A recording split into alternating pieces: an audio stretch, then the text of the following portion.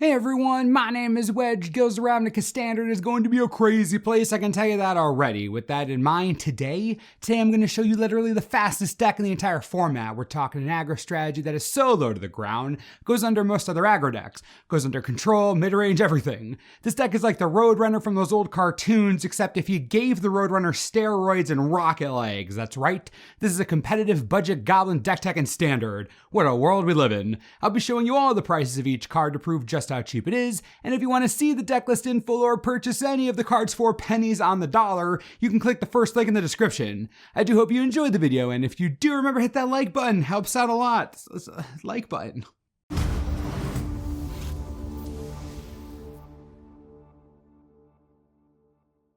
Mono Red Goblins in Standard as a competitive deck. You have a right to be scared. I know I'm scared and I'm the one doing this deck tech. We'll begin with the little gobbos themselves. At the bottom of our curve is Fanatical Firebrand, the quintessential aggressive goblin. 1 mana, haste, and you can sacrifice it to smack something for 1. This is the perfect goblin to get the train rolling. Has value beyond turn 1 with that sacrifice ability, great curve starter, which leads perfectly into another 1 mana goblin that has value beyond turn 1, Skirk Prospector. We're going to talk about this All-Star a lot. This card's just dang amazing. It makes goblins better in Modern, it's so impactful. What makes this so good is just how much reach that ability gives you. By allowing you to sacrifice any of your goblins for mana, you're essentially stretching your mana pool beyond your normal means. And for a red deck to do that, that's pretty rare. Skirk Prospector is going to enable plays you have no business making thanks to that broken ability. Again, we're going to talk about the Prospector more later, but keep this card in mind, it's honestly a little broken. We're all about aggression in this deck, and Goblin Instigator being here emphasizes that point greatly. 2 mana for 2 1/1 goblins. Can't get much simpler than that. We're looking to flood the board with goblins. Even just 1/1 goblins, totally fine. Doesn't matter, all we want are goblins. Against the slower decks, Instigator bringing in 2 creatures is actually great. Tons of decks aren't running any sweepers at all, mostly spot removal. So going wide with 1/1s is a legit strategy, especially early game, and especially against control variants. The Instigator's value on the surface is spreading your aggression wide, but there's deeper value here that we'll talk about in a minute. Yeah, we're building up to something, so stay tuned. Another amazing creature now in the 2-drop slot is Goblin Cratermaker. This versatile little goblin warrior is amazing even if it doesn't come with haste, which I want every goblin to come with, to be honest.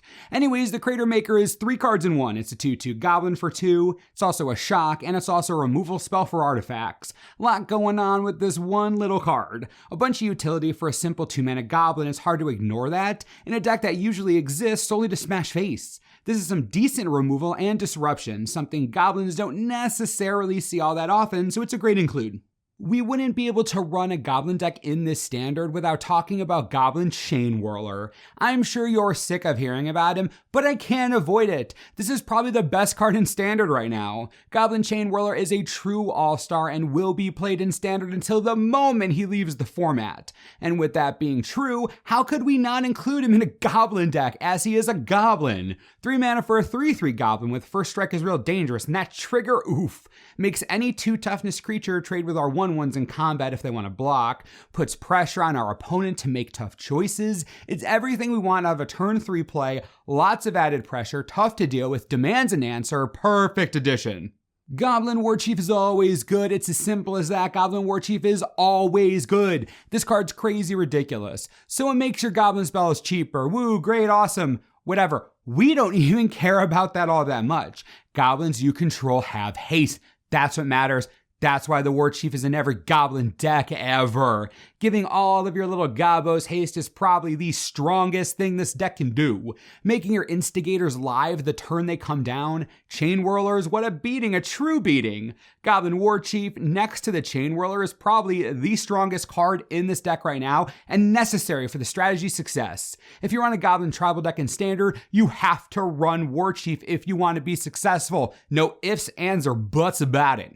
Time for some Guilds of Ravnica spice. Legion Warboss is exactly what this deck needed to become truly competitive, and what an addition it is. 3 mana for a 2/2 that creates 1/1 goblins with haste on combat on each of your turns. Ooh, dog it, that's exactly what we're looking for.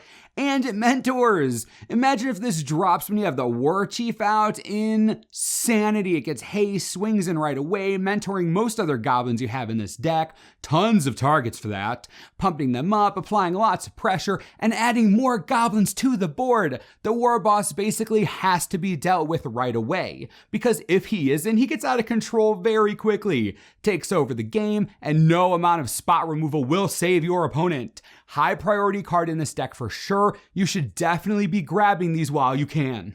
I waited until now to talk about the last goblin in this deck, Dark Dweller Oracle. If you wanted to know the moment when this deck became truly aggressive and started going under every other deck, now would be that moment. This Oracle is quintessential aggression. You pay 1 and sacrifice a goblin to gain access to another card. Goblin Instigator, Legion, Warboss, Prospector, Firebrand, Crater Maker. Your deck is full of expendable goblins, especially the tokens you create so easily. Dark Dweller Oracle lives to eat those goblins and spit out more. With a Warchief on the battlefield, these cards you exile could be threats right away. Sacrifice a token, exile an Instigator, play it, you've net gained 1 goblin. Search for a Chain Whirler, a Warboss, Warchief. The Oracle gives you reach that no red deck, again, has any business having.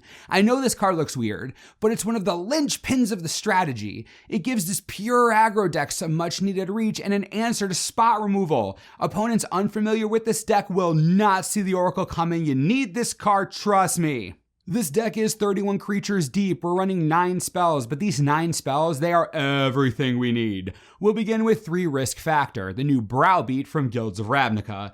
This card is truly absurd and perfect for this deck. Even if your opponent never lets you draw 3 cards, Risk Factor represents 8 damage. 8 damage, 8. How often can you represent 8 damage with a single card in an aggro deck in Standard? Pretty much never. Whether you get to deal 8 damage with this or Ancestral Recall, it doesn't matter. You want both of these modes every single time. You're aggressive as all heck. 8 damage is fine with you, and the best part, your opponent knows it the second you cast it, which means they'll spend the rest of the game knowing that you can deal 4 more damage to them at any moment. It pressures them in ways they aren't going to be able to deal with. Risk Factor is literally always good in this deck. Sonato includes an amazing card. You know what? No matter what red deck you run, play Risk Factor. Just try it out. You'll see what I mean. This card is top tier. It's pretty gross. Time to get really spicy. We're main decking 2 Bane Fire. Who said a pure aggro deck couldn't go over the top with some reach? Who said that? No one. That's who. Bane Fire is a win condition, you know. How? Skirk, Prospector. Think of this combo as a more intense goblin grenade that won't be countered. Skirk Prospector makes all of your goblins live for Bane Fire. You sacrifice your entire board, tap all of your mana, incinerate your opponent for a lot of damage, and it can't be countered or prevented if it's over 5, so you know you're getting through. That's the best part about it. You can safely sacrifice your entire board and ditch all of your resources to Alpha Strike in the most goblin way possible. Shoot them all at your opponent's face. I didn't think it would be easy, but it is. In this pure aggro deck, here is some reach. Bane Fire is insane. It deals a lot of damage more often than you might think, and in conjunction with Risk Factor, turns your opponent's 20 life into 5 or less a lot of the time. This card, ridiculous. Truly and utterly ridiculous. The last burn spell in the deck is Lightning Strike, obviously. The card is just good. It's as close to Lightning Bolt as we're ever going to get. It deals with early creatures on the board, especially ones with higher than 1 toughness that could chump our little goblins. We don't want to deal with that. Late game, when there aren't any creatures to speak of, it hits the face, so it's always relevant and easy. Include, add in 20 mountains, and we're good to go. Don't need any more than 20 mountains with the Prospector and the low mana curve. Easy as pie. Now, mono red goblins as a purely aggressive strategy has its place. Way more often than not, it will have the advantage game 1 against a lot of strategies. Going wide with 1/1s that have some reach is powerful, but sometimes you're going to find other creature-based decks you can't get through, or mid-range decks specifically designed to stop you. Drop bigger creatures you legit can't get past their own chain whirlers, it'll be annoying. That's why the sideboard changes the deck into mid-range tribal goblins. Unlike most sideboards that supplement a deck with silver bullets, this sideboard morphs the strategy into something that can push into the mid-game and fight other mid-range decks on the ground. power versus power. I think you're really going to enjoy this sideboard plan. Goblin Trash Master is the first card to come in. It's a Goblin Lord, it's a 3/3 in its own right, and it gives your 1/1s a bit more to do in the mid-game. Turning them all into 2/2s or even 3/3s with multiple casts is quite strong. Along similar lines, Siege Gang Commander gives the entire Goblin army reach that it doesn't naturally have in the normal main deck. It is a bit expensive, so you only want to run a limited number, but it brings 3 more Goblins with it and turns them all into shocks on a stick, which is still going to be relevant in the mid-game when your opponent should be a bit low on life or you have annoying creatures to deal with. Either way, sacking Goblins is the way to go. Now, for even more mid-game beef, if you know the game might drag a little, Vanquisher's Banner turns this deck into a real mid-game threat. It anthems all of your Goblins, and it gives you card advantage, which is the most important thing in matchups where your opponents find a way to stall you on the ground. This pulls you ahead, really far ahead. All you need is 1 or 2 turns with a banner to get completely out of control. It's a fantastic card. For more card advantage, the Flame of Keld is a mid-game master. It isn't going to do much for you on Chapter 1, but Chapter 2, pure gas. Chapter 3, that's a win condition right there. Bane Fire, Risk Factor, Lightning Strike, any Goblin, Siege Gang Commander.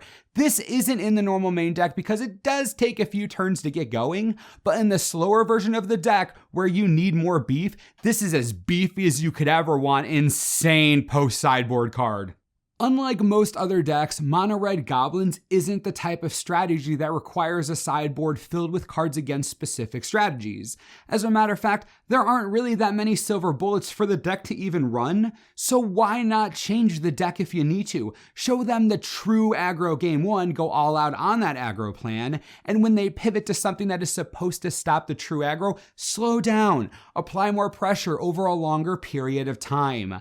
Mess with the expected tempo of the game. It is a great way to fake out a ton of opponents. It makes this presumably one-track mind deck versatile, satisfies the aggro player, the mid-range player, and the mental player all in one. I never thought I'd say that about a red deck, but here we are. Standard Goblins is in a really cool place right now. So if you want to see the deck list in full or purchase any of the cards on the list, please click the first link in the description. I know you're going to enjoy this deck. Just give it a shot. It's pretty dang budget for how strong it is, and the sideboard additions aren't expensive at all. Just look, go nuts, and let me know how you do. And as always, thanks for watching, and we'll see you next time.